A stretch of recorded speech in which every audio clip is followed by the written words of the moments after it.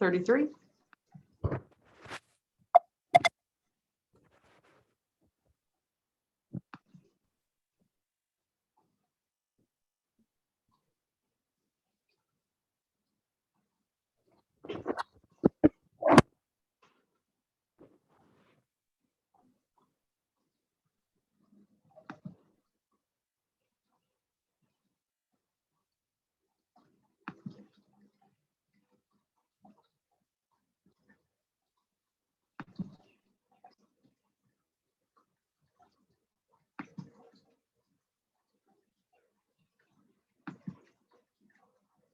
Here we go. This is when they all start flowing in. Like in the corporate world. Wonderful.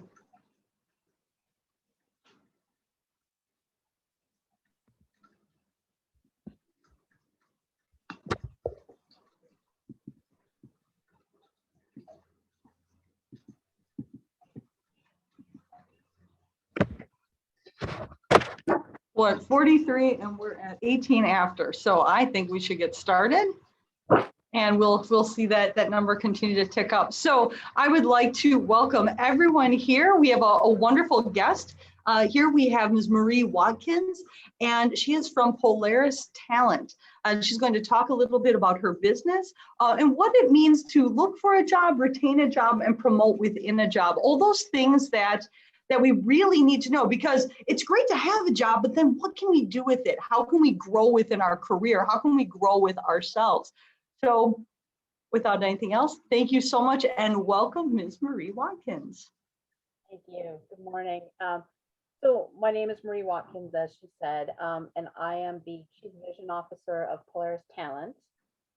Polaris Talent is a recruiting company that helps high growth startups hire engineering and sales talent. So some of you might be familiar with a company called Poshmark, where you can go and buy and sell clothing online. That's one of our clients. Microsoft has been a client.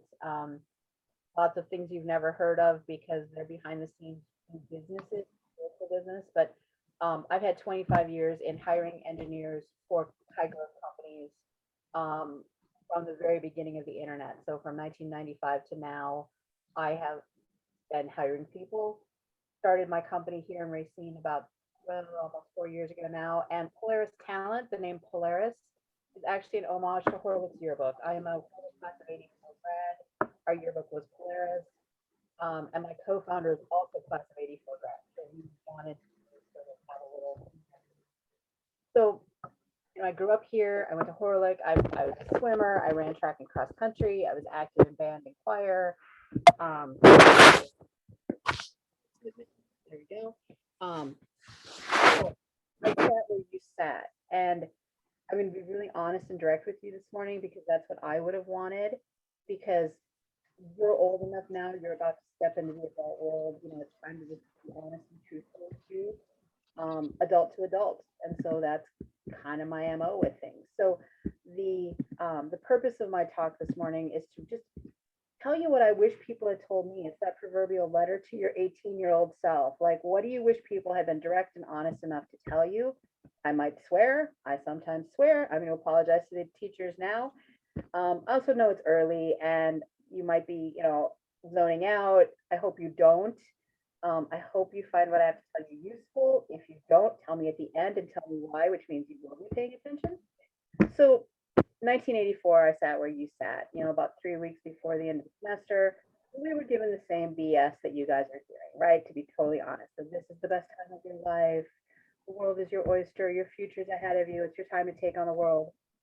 And I know right now you're sitting there looking at a world that's a little crazy thanks to COVID. You've had the last, year-ish in a crazy sort of lockdown.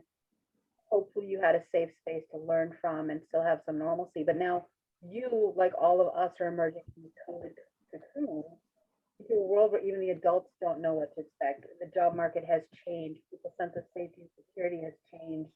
People aren't sure they want to go back into a public environment, maskless or mask. They just don't know. And so you're on the verge of graduating, getting all these messages that are Hallmark card worthy about going into the adult world and finding your path. And adults right now are struggling too. So that's my first takeaway to you. Whatever you're feeling right now about this journey into this new world, graduation, career, military school, wherever you're going, it's really okay to be afraid, right?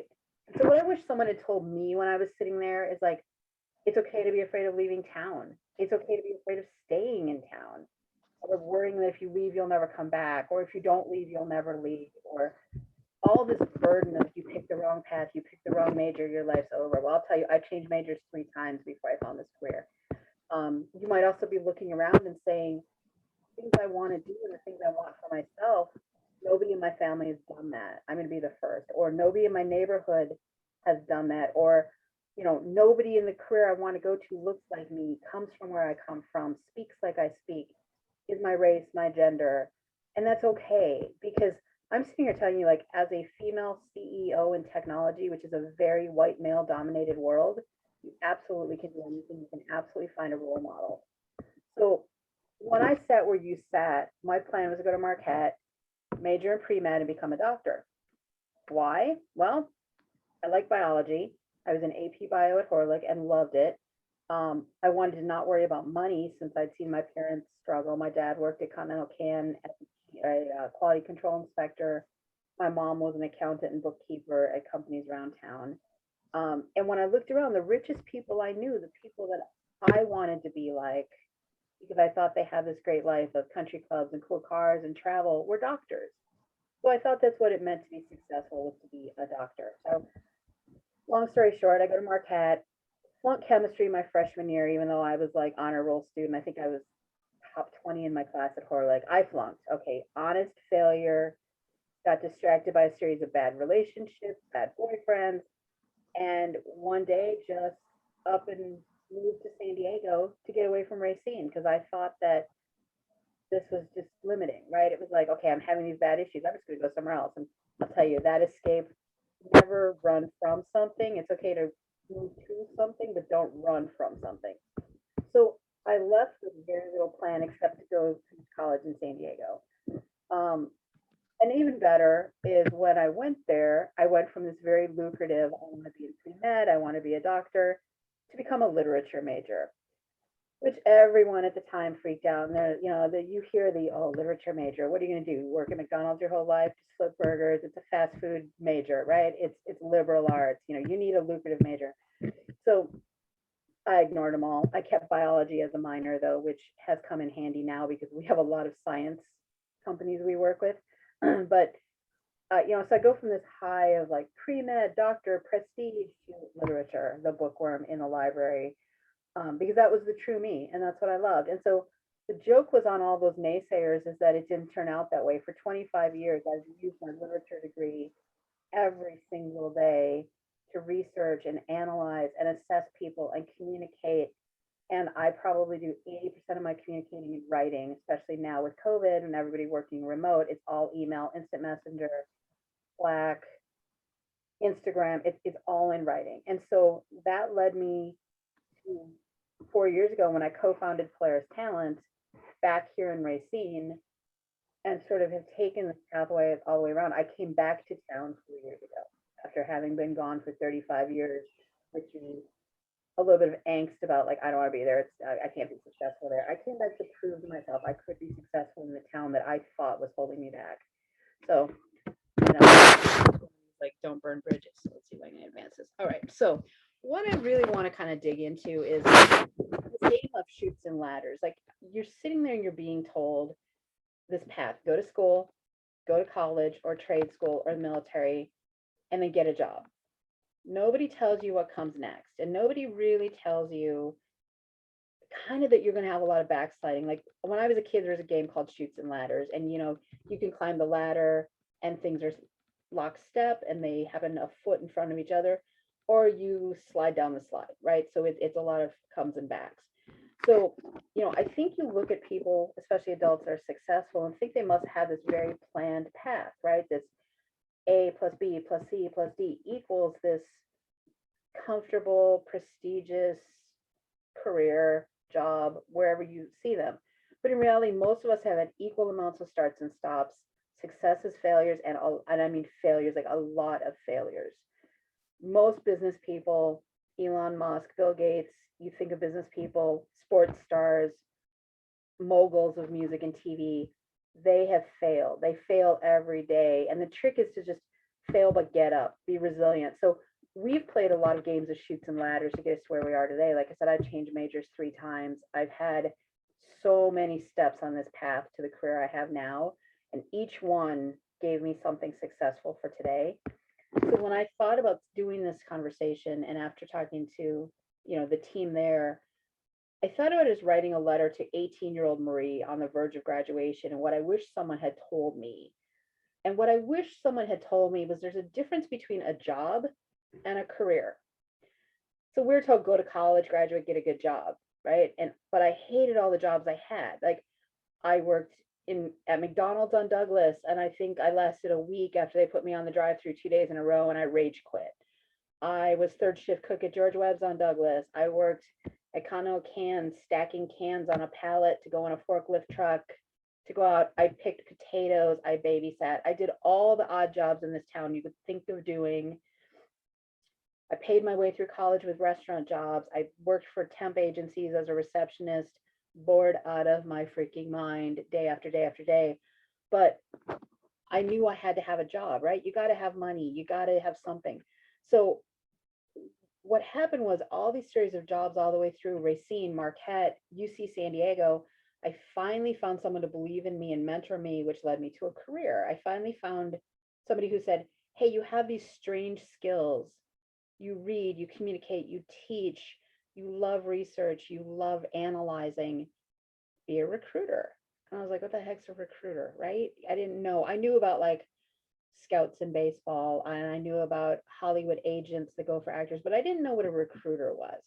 And so I essentially do the same thing for engineering talents, sales talent, executives, leadership that a sports scout does, or any of the reality TV shows, that panel that sits and watches tens of thousands of people trying to do their skill and judging them. That's what I do and my company does. So as a recruiter for a tech company now, I get to spend all day using social media as a tool. So I'm literally getting paid to be on Facebook, Instagram, Pinterest all day long for a purpose. So, if that's your dream, if there's a career path there's a career path for video games. So in my career, in this game of chutes and ladders, and especially in recruiting, no 2 days are alike, which is cool, but it's also like the highs are super high and the lows are super low and there's nothing in between. And that's normal. And that's the other piece I wish someone had told me. You're not going to love every minute of every job or of your career. You're not going to love every Monday morning. You're not going to get purpose and meaning from every meeting, but you got to stick with it. So this is the way I think about this. Okay. Careers. It's like, think of it like a stepping stone. If any of you play video games, especially the ones that are like, Mario Brothers, or anywhere they're like collecting stuff, collecting jewels, collecting stuff, Minecraft, it's a game, right? So you're going to take this job to get foundational skills like money management, time management, customer service, communication, crisis management. Like you're working and somebody gets injured, a customer falls, something bad happens. How do you deal with it? You learn persistence, how to finish what you start. And often they're transitional by design. They could be seasonal. You might get a job, like I had jobs during Christmas at Boston Store, God help me, in the toy department the year that like Cabbage Patch Dolls came out, which I know I'm dating myself, and it was people fighting over freaking dolls. And here I am 18 years old going, these adults are crazy. They're paying money for a fight for a doll.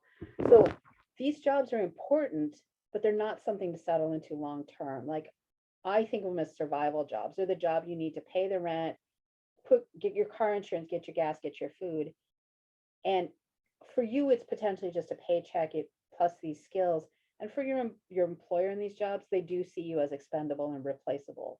So the game is to get yourself enough skill that you learn from it, you're a little bit not replaceable, and then you take it and move on. So the career, then it becomes like your higher calling. It's your purpose. It's the, what do you want to do with your life? It's when somebody says, what do you do? And people say, I'm a doctor, I'm a lawyer, I'm an engineer, I'm a welder, I'm a writer. that I'm a whatever is their career. And for years, I told people, like, I'm a writer. I just happen to be working at McDonald's. My core was to write. My dream was to write, to teach, to do that. And even now, when people say, what do you do? I still say I'm a recruiter, even though I'm the chief vision officer of the company. I'm doing significantly more than just recruiting. So this career is the goal of all these little jobs you're going to have. Big jobs, little jobs, short jobs, construction, contract, temporary, seasonal, it's all okay. So your path is to start with entry level jobs, right? Babysitting, a paper route, pet sitting, doing chores for an allowance, which a lot of us, that's kind of what you do before like middle school, right? You might get a little bit of money to help your dad with the lawn. And then you have entry level jobs, right? Fast food. Not all of them are equal. Some of them are really great, Chick-fil-A, college tuition reimbursement, lots of training. Starbucks, you get stock, you know, take advantage of the perks. There's theme parks, Amazon. I worked at Six Flags for 4 summers in the food department. Amazon warehouse is great. After a year, you get full tuition reimbursement for courses and training that's going to get you to the next step. And then you go from there to entry level corporate jobs or help desk or apprenticeships or whatever in your industry. And then you get to your career. And the career job is the job family you're going to work in that you're going to use to grow over a period of time, right? It's your dream job. And the way to think about this one is literally you take what you're good at and you take what you love to do and you take what people will pay you to do. Your dream job's the bullseye in the middle. And this is the job that you can build a future on. You can think about a family and a house and a life and somebody sending your kids to college. When I grew up in this town, it was full of middle class jobs, factory jobs where parents literally worked there from cradle to grave. They got there out of high school, they stayed there till they got the gold watch. But we drove around this town in the 60s, 70s, and 80s, and people were affluent, people had dreams, people had vision, people were going on vacations, kids were going to college. It was different. And now I look at it and people seem to have lost a little bit of hope. And I don't know if that's because the economy is bad or what it is here, but I ask you guys all today, like, have hope, like find a career, get going on it. And, the way to think about this too is like, you go to a job right now and you're 16, 17, 18, some of you might be 19, and you're at a job that is temporary. And you're looking around at adults that are 30, 40, 50, 60, and it's good enough for them. And you're thinking, why do I need to strive? Why should I grow? It's good enough for this guy who lives down my street who's got this hot car.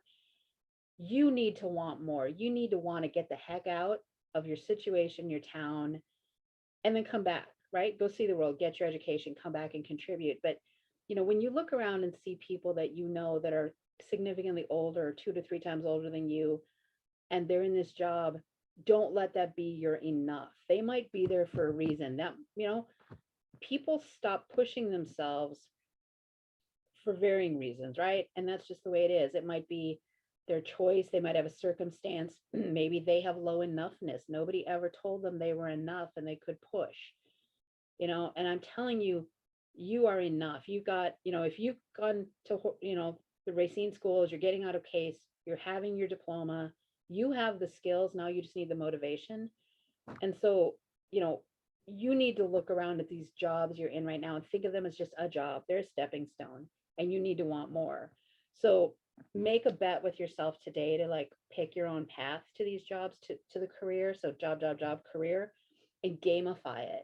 If you are a gamer, you know what I mean? Like every time you play, you're leveling up, right? You're getting a boost. You're going to the next level. It's slightly harder, more sophisticated. The challenges are harder. The rewards are higher.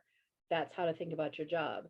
So I challenge you today to make a pact with yourself that every job you're going to have in your life leads you to the next job that's going to be just slightly marginally better, maybe a little more money, a little more responsibility, a little more career path, a little more growth. And if each one you strive for something slightly more than the one before, until you sort of zero in on this career, you're going to do just fine.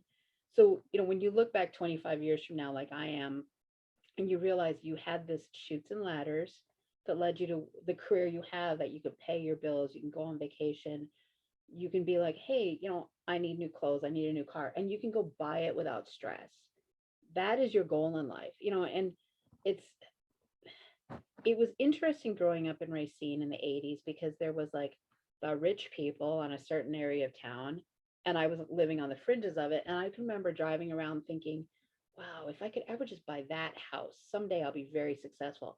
And I was driving in that area the other day looking at those houses, and I realized, like, yeah, I don't want those anymore. They're okay, they're nice, but I want better. I actually live half my time in San Diego, and our standards out there are different. Not, it's not bad, it's just different. Like, I realize, like, privilege to me is having a big enough driveway that everyone in the family can park their cars and nobody needs to move it to let somebody else out. That's privilege to me, which is really crazy, and I realize that. But, you know, strive for what you want. Like, don't settle for other people's levels. So for those of you that zoned out, here's your quiz cheat sheet. Find role models, make them career oriented, see what path they took to get where they are, study them and follow them. Don't settle for other people's level. Like, what's good for your friend might not be good enough for you. What's good for their family might not be good enough for you. You have to find your own level, and you have to strive to just keep rising it a little bit each time. And don't be ashamed of making money or going for more success than the people in your neighborhood. There's a lot of media out there right now, this eat the rich and this stuff. I will tell you right now, poor people don't create jobs. Poor people don't invest in their community. It's rich people. And there are a lot of good, rich people out there, good, rich businesses that are doing right for their community. They pay their employees well, they give them full benefits. Those are your role models. So don't be ashamed to make money, because, like in my case, my goal for my business is when we get really lucrative, I'm turning around and I'm funding startups that are being built by underrepresented minorities and women. Right now I'm coaching, but I don't have the money to contribute. But my goal for my business is to become an investor in helping other companies start, especially ones who are having a little harder path. So you can absolutely use money for good. And then just dream. You're sitting today, you're probably dreaming right now, like graduation, summer, maybe college, doing something fun, but dream bigger, and then dream bigger again, and dream bigger again and again and again. So, all right, now that you're all fast asleep, and I know that because I taught high school English for 5 years, so I totally get it. I will turn it over to see if there's any questions or comments at this point. Wonderful, and welcome everyone. Please go ahead, feel free to open up your mic. I've now opened up the chat to everyone. So feel free to go ahead and get your concerns in here. Let us know, what do you want to learn about? What questions do you have for us?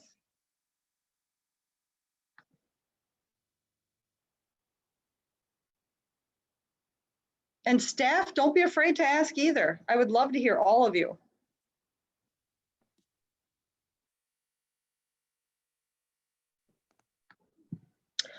I personally thought the statement that you made about the difference between a job and a career, I think with our youth now, I don't think they really realize that there is a big difference between just having a job to get you money, so you have money and funds for things that you want and need, versus a career. That's a totally different thing. And I think with our youth, they don't realize that. They're just looking in the what's going on right now. They're not looking at, man, okay, you know, do I need to go to, what do I really want to do? What am I really interested in? What can I see myself doing until I retire? They don't think about things like that. I didn't think about that. When I was getting ready to graduate high school, I was just focusing on, man, I want this, I want that, I want to get a nicer car. Okay, so I need some type of job, so I think the fact when you made that statement about that, I think that was really, I thought that was really good that you said that, because, if I were able to go back and do and redo that, I would be thinking ahead. How can I get myself to in my career faster? Or how can I get to where I want to go faster? So I thought that was really good statement that you made, because they don't, youth don't really realize that right now. They're not thinking Well, and I guess, long term. and thank you. I should have added that you can always go for more school, right? Like, Mm-hmm. be a lifelong learner. Like, graduation is not the end. College graduation is not the end. I mean, Right. I have a bachelor's, I have a master's, and about 4 years ago, I was bored. And so I actually went into a certificate in Native American Studies just because I'm like, what's new out there? They didn't offer that when I was in school. And I thought that's kind of cool. So, be a lifelong learner too, because I think that's all part of the on the path to the career. We all thought at 18 we had to know what we did with our lives. Right. And No, Right. and And the that's lifelong learning, yeah, so important, especially with people in the technical fields. There's no such thing as being done learning as a programmer. oh yeah. You'll fall behind within 6 months. We have another question in the chat from Ms. Sloan. She said, what were some of the challenges? How difficult was it for you as a woman to make the strides that you've made? yeah, that's being in tech, especially, that was challenging because it's very much like a boys club, like a frat boy programmer gamer culture. And so yeah, you have to you have to take the best of both, right? The advantage of being a woman in business is I can use my intuition and my strategic thinking and my communication skills, but you also have to have like a hard shell sometimes. You got to show up as a guy. You can't let your feelings get hurt. You have to be very results oriented, task based, but then balance the two. And the luxury I have now as the CEO of my own company is to say, I get to do it my way. And my way is literally to smash some of the patriarchal, white supremacist nonsense that happens in business by doing it differently, by being like, you know what? Why do we have to wear makeup in a meeting? Men don't. Can I just show up as me? Today, I want to be in a meeting. I'm going to keep my hair in a ponytail. I'm wearing a hoodie and I don't care. And other days I'm like today, I got up, I showered, I put on makeup out of respect for the students because I want you guys to know I respect you. So I'm putting my best self out there. So as a woman, you got to balance all that. And it's really important in business for underrepresented minorities and women to find allies and learn to amplify each other's voices. Like to be in a meeting, if we were in a meeting together and you said something, I would be like, yes, and like, I agree with what you said, blah, blah, blah, blah. And I think this, like, there's ways to amplify each other in school and in business that as women and honestly, non-white males, we all have to do. Like all the rest of us have to show up a little more thoughtful and understand that we have to find our own allies within those dynamics. Thank you so much. I just, if anyone needs to stay on, please, or would like to stay on, you're absolutely welcome. But the bell did ring for the end of advisory. So I do want to have the chance to say thank you so much. I cannot tell you how much I appreciate you coming to speak to our students and be with us today. It is so appreciated. My pleasure, and have a great day. Thank you so much, you too. Okay, bye-bye.